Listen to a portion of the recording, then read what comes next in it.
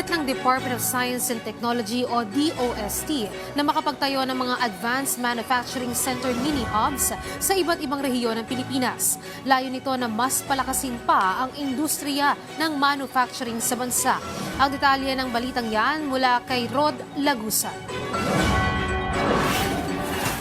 Tuloy-tuloy ang Department of Science and Technology sa pagtatayo ng mga Advanced Manufacturing Center mini-hubs sa iba't ibang rehiyon ng Pilipinas. Ayon kay Secretary Renato Sridum Jr., ito ay mga 3D printing facilities. Kung saan patuturuan natin ang mga university and the industry to use 3D printing to develop new products. Ayon sa kalihim, ito ay itatayo sa mga state universities o sa regional offices ng DOST.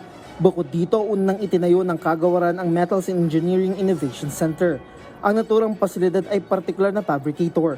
Na matulungan natin ang mga lokal na fabricator na pwedeng gamitin nila yung machine para mag-produce ng iba't ibang gamit. So kung mas marami pang mga similar innovation hubs na itatayo ang industry, pwede na nating turuan yung mga fabricator natin na makapag-produce ng machine. Anya, ito ay patunay lang na magkakaugnay ang mga innovation na ginagawa ng kagawaran patungo sa industrialization. Kasabay nito, ang kahalagaan ng patuloy na pagpapataas ng antas ng skills o kakayahan ng mga tao. At dito pumapasok ang kahalagaan ng ugnayan sa mga state university.